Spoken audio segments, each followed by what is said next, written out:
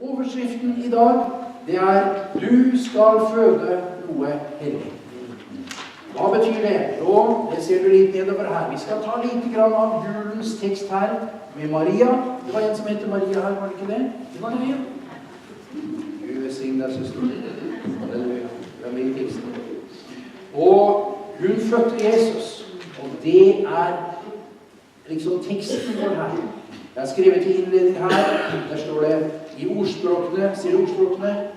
17, der står det, en venn elsker alltid, og en bror fødes til hjelp i nød. Så jeg har skrevet her, dette har sin fulle oppfyllelse i at Jesus ble født som verdens frelser. Vi skal ikke føde Jesus, men vi skal i åndelig forstand føde fram noe hellig. Når alle gjør det, blir Jesus synlig iblant oss. Så det det jeg har fått på mitt hjerte for dere her. Jeg har bedt til Gud for dere, og jeg har sagt, Gud, hva skal jeg gi til vennene der i København? Og det her det som ligger på mitt hjerte. Det litt sånn julens budskap, men tanken det her. Budskapet det her. Helligånden skal komme over deg. Skal vi lese i teksten her snart. Og den høyestes kraft skal overskygge deg. Noe av himmelen skal komme ned og berøre deg.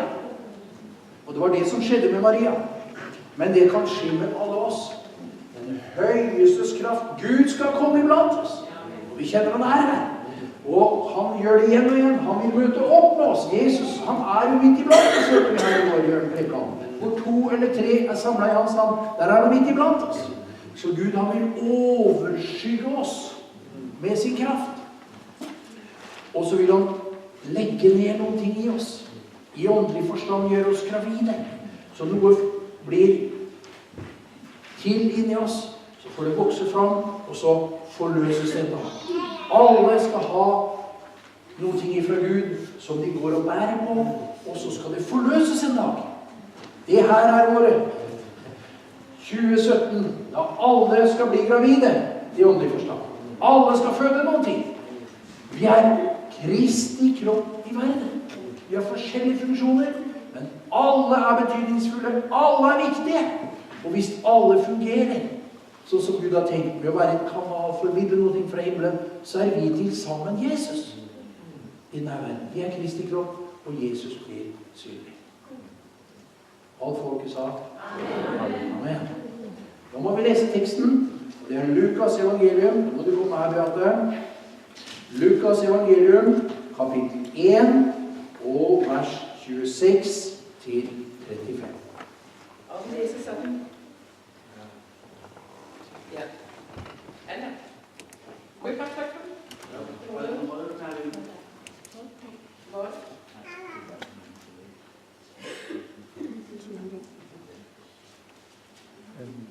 Nej, det var sådan, at skulle ikke overstyre.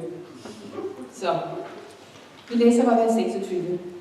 Da Elisabeth var i 6. måned, blev englen Gabriel sendt fra Gud til en by i Galilea, der hedder Nazareth, til en jomfru, der var forlovet en mand, som hed Josef, og som var af Davids hus. Jomfruens navn var Maria.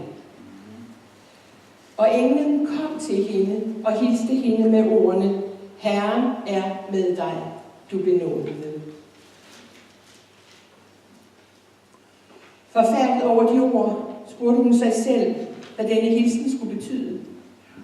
Der sagde englen til hende, frygt ikke, Maria, for du har fundet nåde for Gud. Se, du skal blive med barn og føde en søn, og du skal give ham navnet Jesus. Han skal blive stor og kaldes den højeste søn, og Gud Herren skal give ham hans fader Davids trone. Han skal være konge over Jakobs hus til evig tid, og der skal ikke være ende på hans rige. Maria sagde til englen, hvordan skal det gå til? Jeg har jo aldrig været sammen med en mand.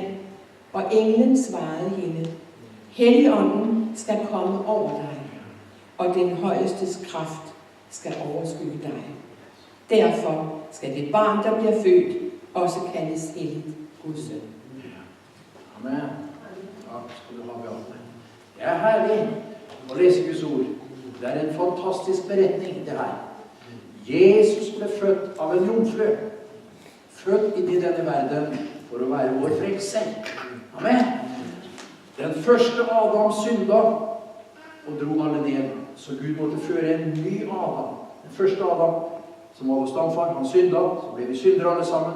Men så førte Gud den siste Adam, det andre mennesket inn I slekten, og det var Jesus. Han kom for å bli frelser. Du med? Halleluja. Så det skrevet her. Maria fikk en hilsen og en oppgave fra Gud, å føde Jesus, verdens frelser. Så det skrevet her. Hun trodde på det engelen sa, og forstod noe av storheten I dette. Det det vi skal snakke litt om. Når du og jeg skal tjene Gud, så må vi tro. Gud taler noen ting til ditt hjerte, og så må du tro på det. Og du må bli sterk og grunnfestet I den troen. Og så må vi se at det noe stort vi med på. Det noe guddommelig. Det Guds plan. Han har en plan med oss alle sammen, og med menigheten I sammen. Det skal vi snakke litt om. Og det her, Maria hun trodde, og hun ble styrket I sin tro, og så fikk hun etter hvert åpenbaring og klarhet. I denne beretningen, sier jeg, finner vi to viktige prinsipper. Vi må tro det Gud taler til oss, og vi forstår at vi utfører noe for Gud. Amen. Ingen benkefyll, har dere det ordet her? Ingen liksom bare, alle viktige. Alle har en funksjon. Sammen skal vi åpenbare Jesus. Han Alfred Lorentzen. Dere husker han var jo her. Han var reist til Jesus. Men han sa noen ting. Han var I Norge også. Han sa noen ting. Vet du hva han sa? På skolen så kalte de meg for reserve-Jesus. Det noe? Og sa han, de skulle bare vist hvor rett de hadde. Hvordan må si sånn? Ja, vi Kristi kropp I denne verden. Så hvis vi til sammen gjør vår gjerning, så blir Jesus åpenbart. Maria var en ung kvinne som trodde og adlet Gud. På den måten var hun et godt eksempel. Det kan vi si amen til. Men, så har jeg tatt med en liten parentes her, så jeg ikke tro at jeg halvveis katolikk, for det absolutt ikke. Men hun var ikke syndfri, hun var ikke Guds mor. Nei, hun var Jesu mor. Jesus ble født som et menneske, han la av seg sin gudlov. Ikke evig jomfru, hadde ingen himmelfartslig som Jesus, og skal ikke tilbes. Kan du si amen? Alt dette ubibelske læresetninger. Nå har du plassert oss her I kirkelandskapet. Du skjønner, jeg sånn uhelbredelig pinsevenn. Pinsemann. Forstår du? Jeg tredje generasjon pinsevenn. Jeg fikk det her inn med morsmelka. Forstår du? Så de har kommet hit for meg da. Jeg har lest Anna Bjørner Larsens bok. Og T.B. Barrat kommer inn til ham. Bestemora mi, hun ble døpt av pastor T.B. Barrat. Hun var I den gjengen der. Så du vet, jeg har blitt som jeg har blitt uhelbredelig. Men jeg vil ikke helbredes heller. Jeg vil være sånn. Det ingen sykdom, man skal ikke helbredes fra det. Man lever I det, og vi fryder oss I det. Og jeg vet at dere pinsefolk her. Men derfor så kan jeg frimodig preke det her også. Halleluja. Hør her nå. Gravide kvinner snakker med andre kvinner som I samme situasjon. Kan alle kvinnene si amen til det? Alle mødre I hvert fall. Det gjorde Maria også, og hennes svangerskap ble koblet til 2 andre kvinner som hjalp henne I troen og I å se storheten I oppgaven. Vet du hva? Skal vi snakke litt om her? Engelen sa til Maria, din slektning Elisabeth allerede I sin 6. måned. Så engelen ga henne en viss kobling til Elisabeth. Og hvorfor gjorde hun det? For å styrke henne I troen. Ja, det skal vi komme tilbake til. Og når hun var der oppe hos Elisabeth, oppe I fjellbygdene, og de var overskygget, vet du. De hadde kommet under skyen. Det noe herlig det der. Du vet, kanskje vi fortsetter med det her litt på søndag, og vi må se her. Men vet du hva? De kom under skyen, under herlighetens sky. Og de talte profetisk. Det noe med det der. Når jeg ble fylt med Guds ånd, virkelig hadde mitt store åndelige gjennombrudd, det var i Halvorsen. Det utlagt på 70-tallet, på norsk. I 1976 så hadde jeg mitt åndelige gjennombrudd. Det står at Den hellige ånd skal komme over deg, og den høyeste kraft skal overskygge deg. Men vet du hva? Når Den hellige ånd kom over meg, jeg landet ikke på flere uker, altså. Det bare hvilte over meg. Det noe fantastisk med den himmelske dimensjonen. Og det opplevde Maria og Elisabeth. Så har jeg det første punktet her. Bli sterk i troen. For det nemlig sånn, når Gud taler noen ting til deg, så det fantastisk. Du har hørt fra himmelen. Mange mennesker har hørt fra himmelen. Det kan være tydelig, men det kan være svagt, noe som formes inni oss. Men uansett, når Gud taler, så det viktig. Og det Gud taler, det må vi ta vare på. Det må vi tro på. Og så må vi bli styrket i troen. Du skjønner det, det mange mennesker som har hørt fra Gud. Men så bare liksom legger de det bort. Så blir det ikke noe til. Gud vil ikke at hans ord skal vende tomt tilbake. Han vil at det skal utføre det han sender det til. Forstår du? Det det vi snakker om i dag. At Gud taler til deg. Han taler gjennom ordet, men han taler også gjennom Helligånden. Og så vil han at ordet skal gå ned i deg. Og så skal du bli gravid med det. Det skal smelte sammen med troen i ditt hjerte. Så det blir til noe. Og når det begynner å vokse her inne, Maria følte Jesus. Hun kjente det. Begynte å vokse her inne. Sånn det med deg også i din ånd. Når ting begynner å vokse, så må du ta vare på det. Og når tiden inne, så føles det frem. I et enkelt møte. Det føles frem en tjeneste i ditt liv. Du skal gjøre noe for Gud. Du noens bønnesvar. Det kommer tilbake til. Men det vi skal lese om her, da må du komme her igjen. Det om at Maria, hun fikk en hilsen fra Gud. Du vet, Gud, han vil lede oss og hjelpe oss på alle våre veier. Noen ganger så tenker vi, hvordan skal det skje? Maria sa, hvordan skal det skje? Helligånd skal komme over deg. Men så ga engelen henne også et tips om at hun sa ikke direkte at hun skulle gå til Elisabeth, men hun nevnte Elisabeth. Og da plukket hun opp det, og så møtte hun Elisabeth, og så ble hun sterk i sin tro. Alene vi svake, men sammen vi sterke. Og Helligånden, han har løsning på alle problemer. Var det det jeg sa forrige gang?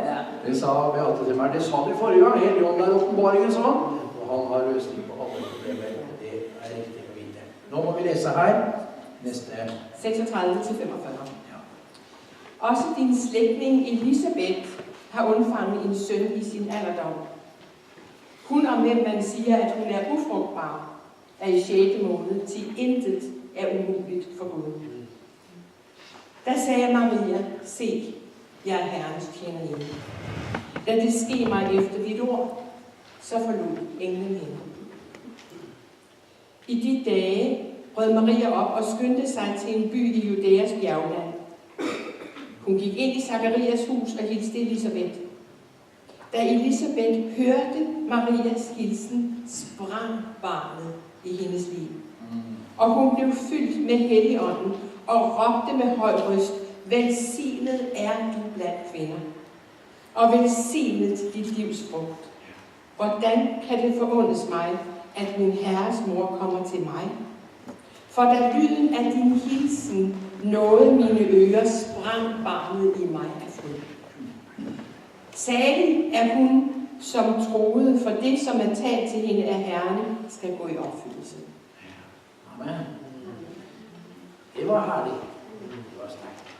Og det jeg vil du skal se med de her versene vi leste her, det at Maria gjennom det her ble sterk i sin tro.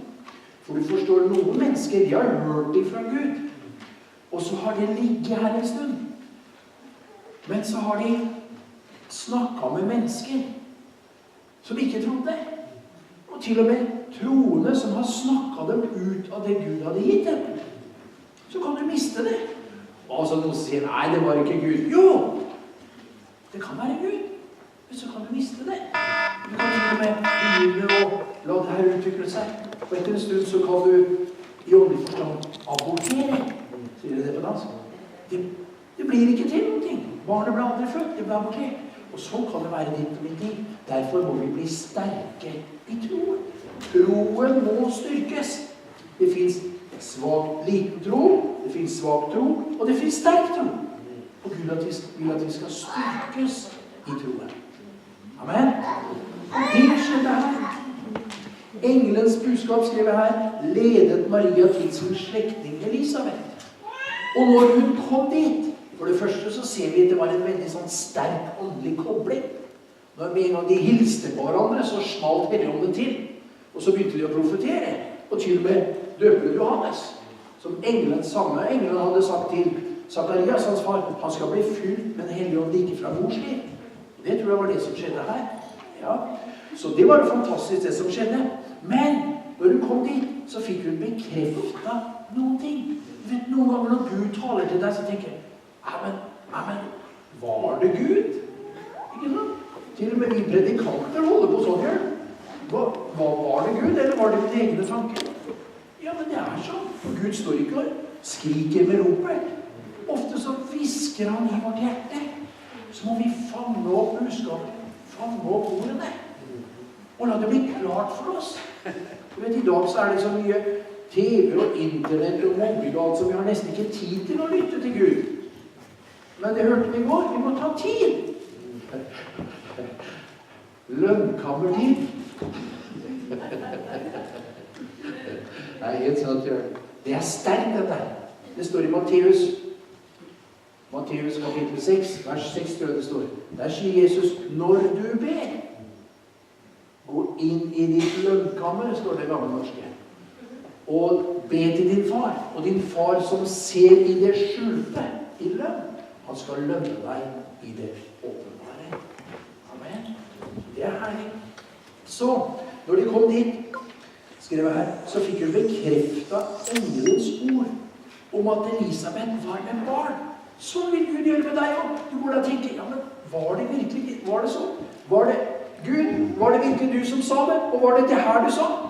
Og engelen hadde sagt til henne at din slektning Elisabeth er alltid sin 6. måned. Du vet jo, tenk på Maria, hun fikk besøk av engelen, og så fikk hun høre at hun skulle bli med barn. Hadde ingen mann. Hun var trolova, men hun hadde ikke vært sammen med noen mann. Og så fikk hun plutselig, du skal føde. Første i verdenshistorien. Som føder uten å ha hatt en kontakt med mann på den måten at det blir barn. Det skal noe til å tro. Tenk deg den der knaka sånn her, vet du. Ikke sant? Noen ganger så, du kan si noe, du hører nesten det knaker. Ikke sant? Når pastoren sier noe.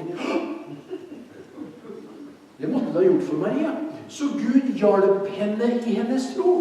Og sånn er det med deg også. Gud vil hjelpe deg i din tro. Det er ikke bare sånn at han sa noe ting, og så overlater deg. Nei, han hjelper deg for å styrke deg i troen. Og det første hun hørte, kanskje så du også, 6 måneder kan du nesten si. Jeg er nesten sånn som meg. Ja, jeg har fått høre deg i dag, jeg må snakke med meg. Så gjør det så flink at det taper seg stadig. Men når en kvinne er 6 måneder på vei, da kan du kanskje se det, kan du det? Så hun kom opp der. Ja! Så hun der. Og så snakket de sammen. Og så forstod hun hva som skjedde måte til. Ja! Det var det engelen sa. Hun er gravid. Og hun er også i sin 6. måned. Ja! Det styrker henne litt i troen. Men så, det stemte. Sånn er det når man kommer med Gud. Du ser Gud bekrefter sitt ord i små ting for at du skal gjøre større ting siden. Det er en prosess og en vei.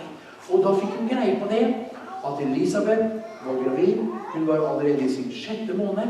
Og så ble Elisabeth fulgt med Helligånden og bekreftet at Messias, hvordan kan det skje at min Herres mor kommer til meg? Og hvem var hennes Herre? Jo, det var Gud, Faderen. Men hun skjønte det. Messias skal komme. Og hun kalte ham for min Herre. Og da fikk Maria en bekreftelse på det. Du skjønner, når vi skal gjøre noe for Gud, og når vi skal tro på Guds ord, og for den saks skyld lage læresetninger, så sier Bibelen ved 2 og 3 vitners ord skal hver sak stå fast. Så Gud, han overlater deg ikke. Du kan si, Gud, kan du bekrefte det på et vis? Kan du hjelpe meg? Kan du gi meg en styrke i det her trosprosjektet? Og så gjør han det. Så hun så det med sine øyne, at det var sant det englene hadde sagt om Elisabeth, og til og med at hun var i sin 6. måned, fikk hun klart. Og så profeterte Elisabeth for Maria at hun skulle føde Messias. Og så sier hun etterpå, salig er hun som trodde, for det skal fullbyrde som er sagt henne av Herren. Slik er det også i våre liv, når Gud kaller deg til noe, du kan bekrefte det for å styrke deg i din tro. Og alt folket sa, Amen. Vet du hva? I Apostlenes gjerning 13, jeg skal bare sitere det, Beate, så kan du lese dommene 7 etterpå. Men i Apostlenes gjerning 13, til og med Paulus og Barnabas, de var Guds tjenere. De var profeter eller lærere og var i menigheten i Antiokia. Og så holdt de gudstjeneste, sånn som vi har nå. De kom sammen, og så priset de Gud, og de fasta, og de ba, står det. Og i den atmosfæren der, det er det som må til. Da fødes det noe. Når vi priser Gud, når vi tjener Gud, ved å lovsynge ham, ære ham, så kommer Helligånden. Så fødes det noe. Og da sa den Hellige Ånd, ta ut for meg Barnabas og Paulus. Til hva da? Til den tjeneste jeg har kalt dem til. Det er Guds bekreftelse. Når Gud legger noen ting ned i ditt hjerte, jeg husker når Gud kalte meg. Plutselig så begynte folk å si, ikke kjente meg helt. Gud har kalt han der til å forkynne evangeliet. Og så vet du det. Nei, vi kjente det jo. Så bekrefter Gud. Og så vil Gud at vi alle skal oppleve i det han setter oss til, så skal vi få en bekreftelse. Ofte kommer det gjennom profetisk ord. Ikke sant? Det har vi opplevd mange ganger. Plutselig så kjenner du noen ting. Jeg opplever liksom når jeg legger hendene på folk, så plutselig så vet du noen ting om det. Jeg husker vi var oppe i jeg har vært her inne i dag. Og så var vi oppe i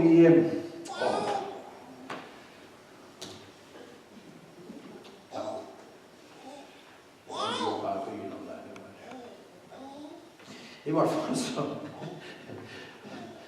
så var det en dame som kom frem til forbønn. Og så sa jeg til henne, du har en bønnetjeneste, sa jeg. Du ber for pastoren din her. Du ber for Danmark, og Gud har gitt deg ord for Danmark. Og du holder pastorens hender oppe, og Gud har behag i det. Folk ser deg ikke, men Gud ser deg, og han har behag i det. Så la jeg hendene på henne. Men, sa jeg, du har en stor sorg i ditt hjerte. Og det at du har en sønn som ikke går på Guds vei, men som lever langt ute på. Nei, sier jeg, du har 2 sønner som lever langt ute på. Da blir det sånn her, vet du. Og da trodde hun jeg visste alt om alle. Ikke sant? Så da fløy jeg rundt i forsamlingen og hentet fram alle familiemedlemmene for jeg skulle be for dem og profetere for dem også. Men det kunne jeg jo ikke. Nei, men Gud ga henne en oppmuntring og en hjelp og en bekreftelse. Ja, det er det jeg holder på med. Det er på riktig vei. En gang var jeg ute her i jeg får aldri slippe på sånn prekere, for de begynner på sånne gamle historier og sånn. Det blir aldri ferdig. Jeg var ute her i Holstebro. Holstebro frikirke. Kan det passe? Arne der. Og så var det en ung gutt der. Han spilte trommer. Og så sa jeg, kom her, broder, se. Så kom han. Så sa jeg, han ville tjene Gud og spilte trommer. Herlig ung mann. Jeg tror han var 14 år eller sånn der. Så sa jeg, du har noe ting i ditt hjerte, se, som er vondt. Du har en eldre bror som ikke er frelst. Ja. Men du ber til Gud for ham, se. Ja. Og Gud har hørt din bønn. Og han sier at du skal fortsette å løfte opp din bror. Og han gråt og gråt. Og neste gang jeg kom dit, så bodde jeg hjemme hos denne familien. Og så kom moren. Ser du han her? Det er han her predikanten fra Norge som snakket om deg på møtet at ikke du var frelst. Det er spennende når Gud kommer. Da blir det åpent. Men det er for at vi skal oppmuntres og få hjelp i troen. Så, i dommerboken her, så leser vi en veldig sterk historie. For du skjønner, dere her, i København her, dere har en god tid framfor dere. Dere skal ikke si det går nedover, dere skal si det går oppover. Dere skal si Gud har hørt våre bønner, og han har gitt dere noen løfter, og dere skal bli sterke i troen. Dere skal være et fyrtårn. Det skal være et fyrtårn her. Folk skal se hit, og skal de se. De der holder fast. De der ber til Gud. De der har forventning. Dere skal ikke bare se det her. Andre skal få se på dere som eksempler på hvordan man skal tjene Gud og holde Gud i strid. Og når vi leser her i dommerboken, så står det om Gideon. Og han hadde fått en oppgave. La oss bare si det først. Han hadde fått en oppgave. Og så hadde han en stor her med seg over 30 000, som det gjelder. 30 000 mann. Men Gud sa, det er alt for mange, sa han. Da skulle de kunne ta æren selv og si, det var vi som gjorde det. Men det var Gud som skulle gjøre det. Så Gud sa at alle som er redde og fryktsomme, det er motsatsen til tro. De kan dra hjem. Og så dro de hjem. Men enda så sa Gud, det er for mange. Og så skulle Gud hjelpe ham til det. Og Gud styrke ham i troen. Og la oss lese her fra dommeren her. 7. Ja. Samme nat sagde Herren til ham, ryk ud ned mod lejren. Jeg giver den i din hånd. Men hvis du er bange for at rykke ned mod lejren, så gå der ned sammen med din våbendrager Pura. Når du hører, hvad de siger, vil du få styrke til at rykke ned mod lejren. Så gik han med sin våbendrager Pura ned mod vagtposterne i udkanten af lejren. Midianitterne og amalekitterne og alle østens folk lå tæt som græshopper nede på sletten. Deres kameler kunne ikke tælles.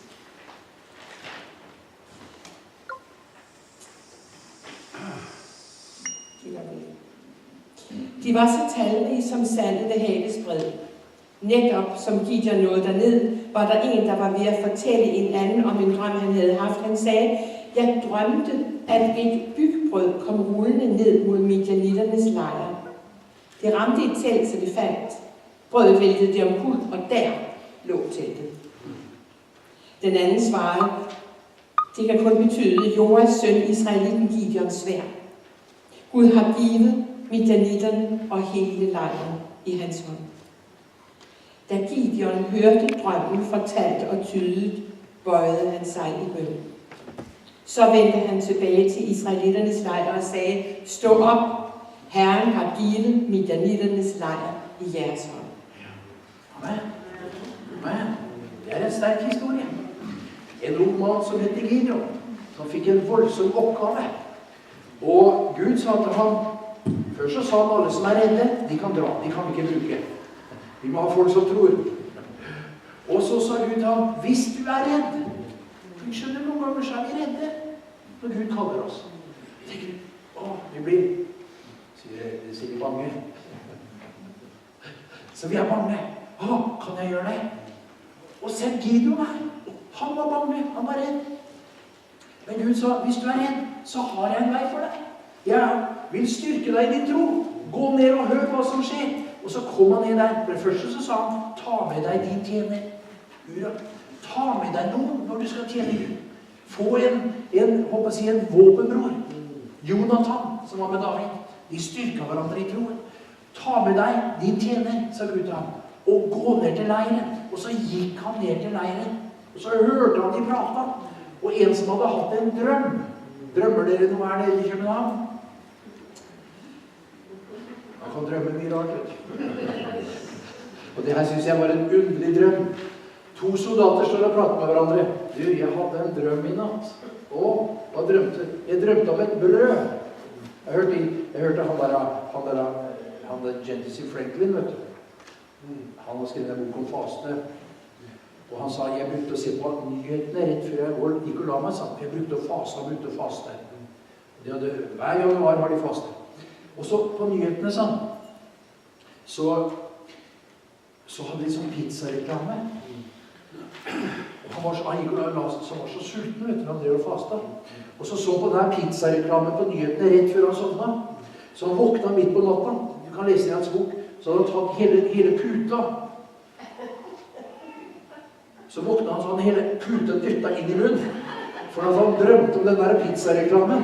Og så trodde han at han spiste pizza, så han våkna med hele puta inn i munnen. Det er mye rart man kan drømme om, altså. Så det er ikke spis pizza opp og si, og ikke se på nyhetene hvis du faster. Men det gjorde han. Men i hvert fall den mannen her, han ene stod og sa til mannen, jeg hadde en underlig drøm.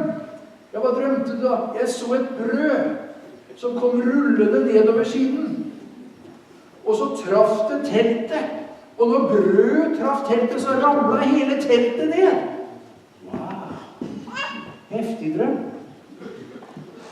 Så sa han andre, det kan bare bety en ting, sa han. Det er Gideon. Han som startet Gideon, vet du.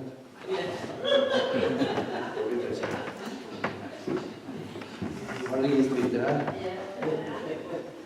Men så sa han, det kan bare bety en ting. Det er Gideon 19. Det er Gideon, det er han som kommer. Og da skjønte Gideon, de er redd for meg. De frykter meg. Gud har gitt dem i min hånd. Og det ga han. Og så ventet han tilbake. Og så sa han til alt folket, nå kan vi gå. Herren har gitt dem i min hånd. Som ledere må vi bli sterke, grunnfestet i det vi tror på. Gud vil styrke oss. Han vil hjelpe oss, og han gjør det gjennom andre mennesker. Du skal være gravid det her året. Gud taler til deg. Han har kanskje talt til deg allerede om noen ting, og du skal la det her vokse på innsiden, og du skal bli sterk i din tro. Og alt folket sa Amen. Nummer 2. Da får du planen på arket ditt. Der står det, forstå storheten i oppgaven. For noen ganger når vi skal tjene Gud, så tenker vi, det er ikke så viktig hva jeg gjør. Jeg har liksom bare en liten oppgave. Jo, det er viktig. Alle lemmer på kroppen er viktig. Hogg av deg lillefinger, skal du se hvor mye kraft du har igjen. Jeg tenker lillefinger. Ja visst. Hogg av deg stortåa, så må du lære å gå på nytt igjen. Sånn er det ikke så riktig også. Vi tenker, nei, jeg er så ubetydelig. Nei! Alle er viktige. Og når vi sammen utfører vår gjerning, så åpenbares Kristus. Du må se storheten i det. Og jeg skrev her, når Maria hadde blitt sterk i sin tro på det Gud hadde sagt, kom hun med en profetisk lovsang. Du skjønner, Gud vil styrke din tro. Men han vil også at du skal se storheten i det du gjør. Forstå at, ja, men du holder på med, det er ikke de her på Stortinget og regjeringen som er det viktigste i verden. Det er du og meg, som Guds folk. Vi er det viktige. Det er vi som kan bringe himmelen ned. Det er vi som kan bringe noen ting fra Faderens hjerte. Det er vi som har ordet som de kan bli frelst ved. Det er vi som er lys og salt i nasjonen. Vi er viktige, og vi må se stort på det. Ikke sånn, ja, vi er noen kristne, vi samles oppe her. Nei, det er feil innstilling. Det er vi som skal styre verden. Det er vi som skal styre og regjere med våre bønner. Det er vi som er kraften ifra himmelen. Det går igjennom oss. Så, Maria, hun så det her. Hun hadde blitt sterk i sin tro på det Gud hadde sagt, og hun kom med en profetisk lovsang. Og det leste vi vel allerede her. Gjør vi ikke det? I hvert fall, i Lukas 1:46 der. Vi leste det, gjorde vi ikke? Nei, men kom her, les det også. Les det her også. Så, før pausen, det gikk vi det. Det er veldig sterkt å se, for du skjønner, når du går Guds ærend, så er Gud med deg. Og da vil han at du skal bli inspirert, så kan du begynne å tale ut. Og det gjorde Maria her. Hun hadde fått en oppgave, hun skulle føde Guds sønn. Men som en slags bonus, så kom hun sånn over hennes egen personlig. Og så fikk hun fryde seg og tale profetisk. Les det her.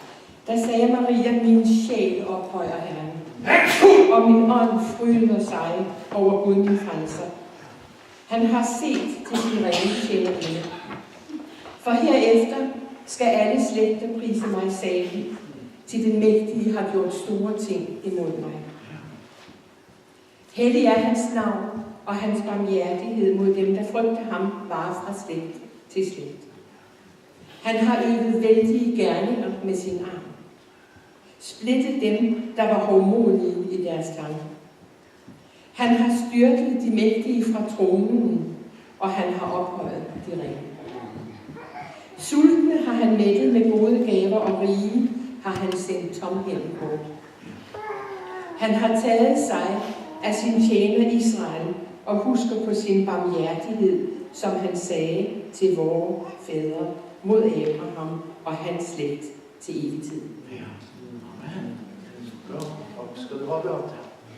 Halleluja.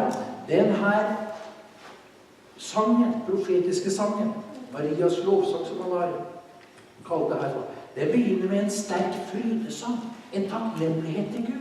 Hun fryda seg i Gud. Du skjønner, det er godt å tjene Herre. Når du tjener Gud, så blir du mettet selv. Det er noe som kommer over deg. Og det var liksom bonusen her for Maria. Og så hun at Gud gjør store ting gjennom ringe mennesker. Vi er små, men det Gud gjør, det er stort. Derfor er det han som skal æres gjennom alt. Og det hun her. Rikmenn gikk bort tomhendte, og han styrte de overmodige fra deres troner. Men enkle mennesker som tror på Gud, de kan få oppleve storverk og fullføre Guds plan. Og så sa hun her, Gud tar seg av de gudfryktige, de små, eller ydmyke om du vil, og de unge. Det talte du profetisk. Hun skjønte det her er noe fantastisk som skal skje. Og at Gud oppfyller sine løfter gjennom mennesker. Forstår du det? Du og jeg er noens bønnesvar. Noen roper til Gud om et ord fra himmelen. Jeg husker for en del år siden her nede i hjørnet. Så var vi jo i Brann, og vi var andre steder. Og jeg kom ned her, jeg visste ikke at det var et sånn profetisk move på gang. Jeg husker vi var ute i Brann, og la hendene på den ene, vet du, og så Kabrosjikito, så sier Herren. Og neste, oi, så sier Herren. Å, tenkte jeg, hva er det her for noe? Jeg hadde ikke hørt om det. Det var det sånn alle skulle ha ord fra Herren. Og de gikk på møte og sa, Gud, gi meg et ord i dag. Jeg hadde ikke hørt om det, men de bare dro det ut. Forstår du? Ikke bare, men altså, det er noe ting der. Og sånn er det. Noen trenger et ord fra himmelen. Noen trenger en nådegang i funksjon som hjelper deg på forskjellige områder i livet. Og du er noens bønnesvar. Du vet, der står det her at han kom sin miskunnhet i hu, sin pakt til Abraham. Gud tenkte, jeg har lovt Abraham. Gjennom alle jordslekter skal bli velsignet gjennom deg. Jeg har lovt Abraham, Isak og Jakob. Jeg skal være med dem, jeg skal velsigne dem. Og det visste Maria, det talte hun ut. Og hun visste også at jeg er med og bringer fram den største velsignelsen, oppfyllelsen av Guds løfter, fordi jeg skal føre fram Jesus. Men du er noens bønnesvar. Tenk på det. Tenk på mange som har fortalt, jeg var helt glad. Jeg hadde ikke penger til mat. Jeg visste ikke, jeg ropte til Gud. Så kom de på møte, og så kom en broder og sa, tenk på mange som har gjort det. Det var Gud som svarte dem, men han brukte noe. Så kan han bruke deg og meg. Det skjønte Maria her. Halleluja. Så har jeg skrevet her. Er dere fortsatt med? Er dere kaffetørste? Ja. Da må vi vente 5 minutter til. Hør her nå. Prøv nå. Jeg bruker å si det her på bibelskolen. Det her får dere på prøven, på testen. Vi skal teste etter det. Ja. Neste søndag. Ok. Her har jeg skrevet her. Dette som blir kalt Marias lovsang, jeg sa det var 2 andre svangerskap inni bildet her, er tydelig inspirert av Hannas lovsang, som vi finner i 2. Samuel kapittel 2, vers 1-10. Det leser vi ikke. Det som ikke er strek under, det må du lese hjemme på senga i kveld, eller i morgen, eller på mandag. Det er derfor du får med deg det her hjem, for du skal studere litt på egen hånd. Forstår dere? Ok. Det var tydelig at Maria hadde lest Guds ord. Det var tydelig at når Guds ånd kom over henne, og hun begynte å prise Gud, så dukket det noe opp. Det var noe som poppet opp på innsiden. Det var en annen kvinne som hadde fått barn som svar på bønn. Hanna i Bibelen. Og det er tydelig, når hun begynner sin bønn, så sier hun nesten det samme som Hanna. Mitt hjerte fryder seg. Hun kjente en kobling. Og det er helt tydelig at hun hadde lest det her, og blitt inspirert av det. Og fra denne beretningen kan vi lære noe om hvor viktig det er å være lydig mot det Gud kaller oss til. Hanna opplevde et mirakel ved at Samuel ble født. Det gjorde henne salig. Nå står det 12-1 her, men det er feil, det skal være 2-1. Og der ser du begynnelsen på Marias bønn var nesten helt lik. Og i Johannes 4,34 så står det her om det her. Vet du, noen mennesker sier, jeg kjenner liksom ingenting, jeg føler ingenting, og Gud møter ikke meg. Jo! Gjør Guds gjerning! Gjør det han har kalt deg til! Ta vare på ordet han har sagt, så får du lov å kjenne, når Jesus var ved Sykars brønn, Jakobs brønn, i Sykar, så gikk alle disiplene inn på McDonald's, 12 stykker for å kjøpe mat. De kunne jo holdt til Peter og Johannes, men alle gikk inn og var med i køen, og kom tilbake med maten. Og Jesus var der alene ved brønnen. Og når de kom tilbake, sa han, Big Mac for you. Så Jesus, nei. Jeg har spist det, jeg sa. Skulle noen ha båret mat til ham? Så sa Jesus, jeg har mat å ete som dere ikke vet om. Det står i vers 32. Og i vers 34 så sier han, min mat er å gjøre hans vilje som han sendt meg. Så når du gjør Guds vilje, finner din plass på kroppen, så kjenner du, blir mettet på innsiden. Du fryder deg. Pastor Overskjær, han sier, det er Herrens tjenere forunt å spise mens de serverer. Forstår du? Så om ikke du blir noe velsignet i dag, så blir jeg det freskningsvind selv. Forstår du? Og så er det når du preker, noen ganger når du preker, så ser du det klart som mens du preker, ikke sant? Ikke sant, du vel? Det er sånn du er. Plutselig så du har ikke forberedt det, men plutselig så kommer det der. Og så blir du velsignet selv. Det ble Maria, det ble Hanna, og det ble du. Amen. Og det neste, hun ga gutten tilbake til Gud. Ikke sant? Det måtte Maria gjøre også. Og du hører det med til historien her, vet du, at Maria, hun levde i det her, voldsomt rundt Jesu fødsel og det her. Men siden når Jesus begynte sin gjerning, vet du hva hun sa da? Da han begynte sin møtevirksomhet, så kom mamma. Stå på gutten min, det her går nok bra. Min lille dreng, var det hun sa? Nei, hun sa, han er fra seg selv. Hvordan sier du det på godt dansk? Ut av seg selv. Det var det hun sa. Tenk det. Du forstod ikke alt. Men når Jesus ble født, og tiden er så var det. Men i hvert fall, hun ga gutten tilbake til Gud. Og det gjorde Hanna med Samuel. Ga han tilbake til Gud. Da ble han en reformator, til stor velsignelse for nasjonen. Vet du det? Vi trenger mødre og fedre i dag som føder barn, og som gir dem over til Gud, og velsigner dem og ber for dem. Vet du det? Når Samuel kom opp til tempelet, det er en helt egen preken, eller Silo da, som var forløper til tempelet, teltet som de hadde der, ga han tilbake til Gud. Så står det, i de dager, Herrens ord var dyrt i de dager, og syner var det få. Det var en åndsfattig tid. Det var det. Det ligner litt på det vi opplever i dag. Det er egentlig en åndsfattig tid i Skandinavia og Europa i dag. Det er det. Og så var det der. Men da kom Gud, og så talte han til Samuel. Halleluja! Vi trenger noe som gir barna sine tilbake til Gud. Ok, det er en lang greie om det der. Men i hvert fall, det var det de gjorde. Og da ble det til velsignelse for hele nasjonen. Vet du hva? Så lenge Samuel levde, så var filistrene ute av landet. Det var trygghet, det var fred, det var velsignelse i landet.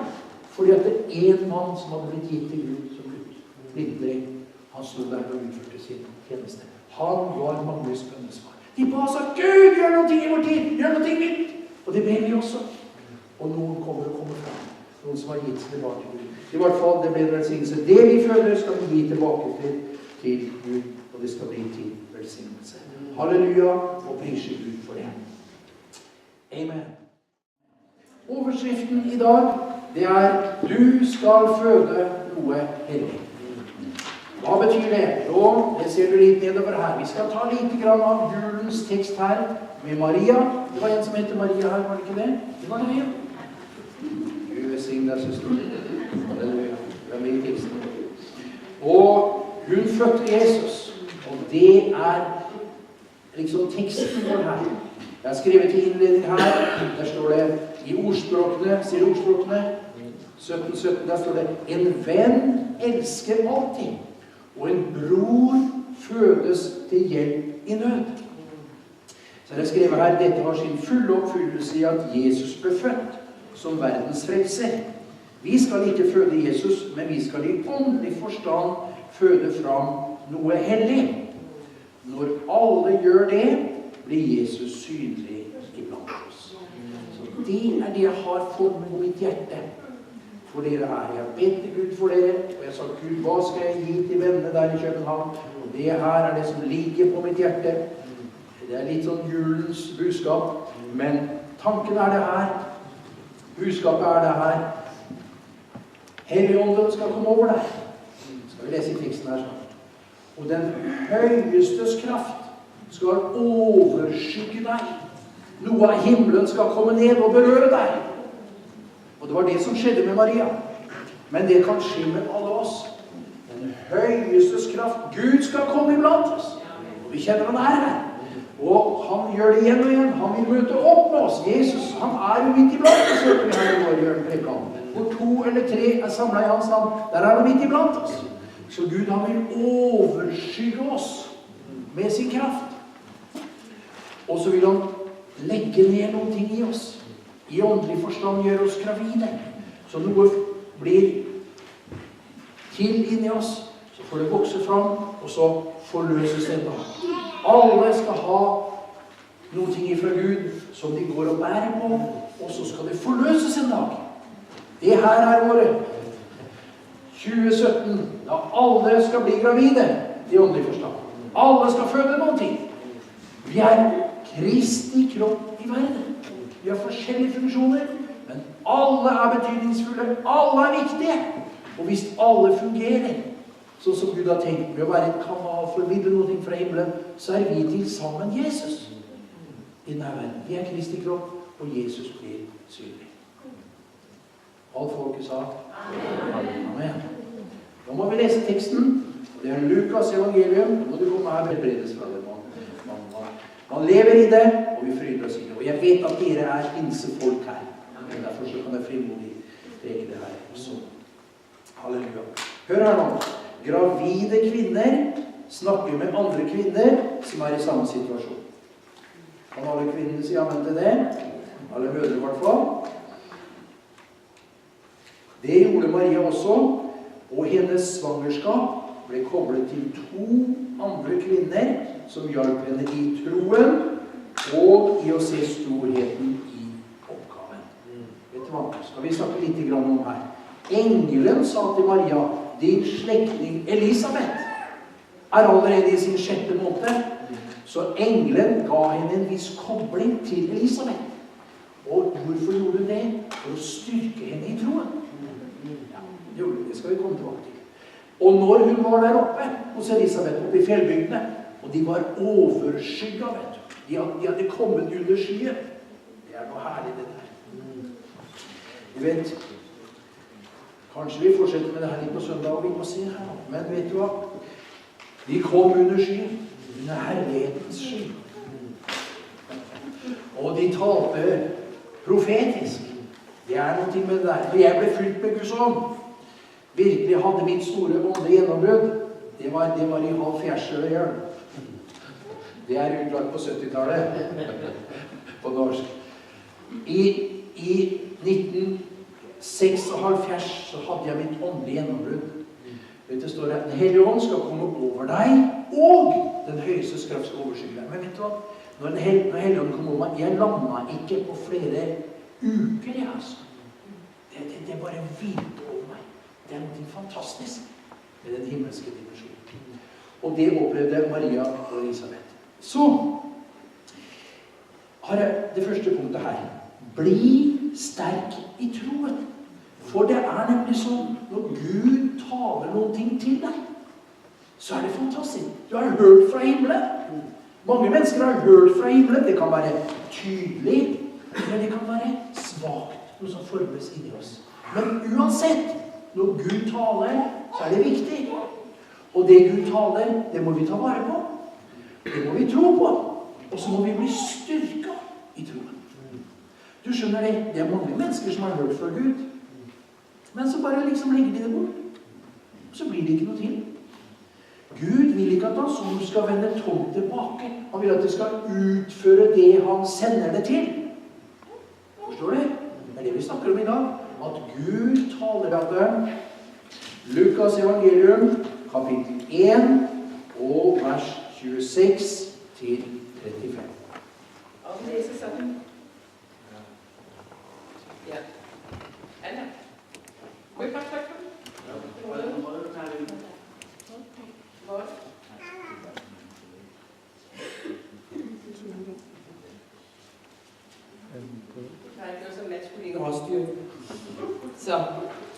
vi læser fra vers 26. Da Elisabeth var i 6. måned, blev englen Gabriel sendt fra Gud til en by i Galilea, der hedder Nazaret, til en jomfru, der var forlovet en mand, som hed Josef, og som var af Davids hus. Jomfruens navn var Maria. Og englen kom til hende og hilste hende med ordene: Herren er med dig, du benådede. Forfærdet over de ord, spurgte hun sig selv, hvad denne hilsen skulle betyde. Der sagde englen til hende: Frygt ikke, Maria, for du har fundet nåde for Gud. Se, du skal blive med barn og føde en søn, og du skal give ham navnet Jesus. Han skal blive stor og kaldes den højeste søn, og Gud Herren skal give ham hans fader Davids trone. Han skal være konge over Jakobs hus til evig tid, og der skal ikke være ende på hans rige. Maria sagde til englen: Hvordan skal det gå til? Jeg har jo aldrig været sammen med en mand.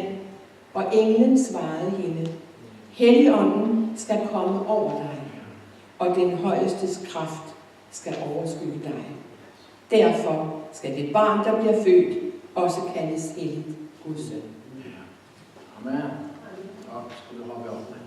Det er herlig å lese Guds ord. Det er en fantastisk beretning, det her. Jesus ble født av en jomfru.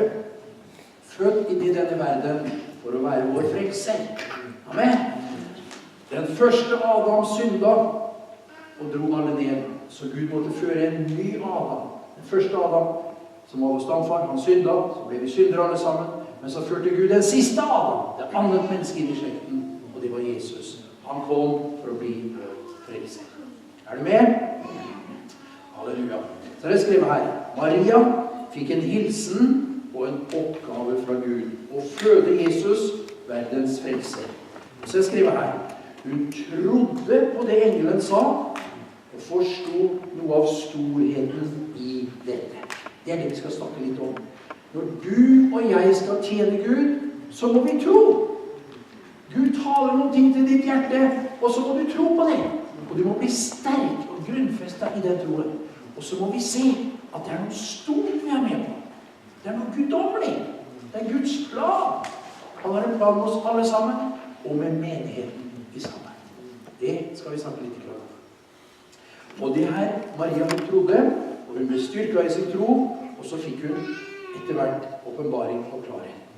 I denne beretningen, sier jeg, finner vi 2 viktige prinsipper. Vi må tro det Gud taler til oss, og vi forstår at vi utfører noe for Gud. Amen. Ingen er benkefyll, har dere det ordet her? Ingen er liksom bare, alle er viktige. Alle har en funksjon. Sammen skal vi åpenbare Jesus. Han er Alfred Lorentzen. Dere husker han, han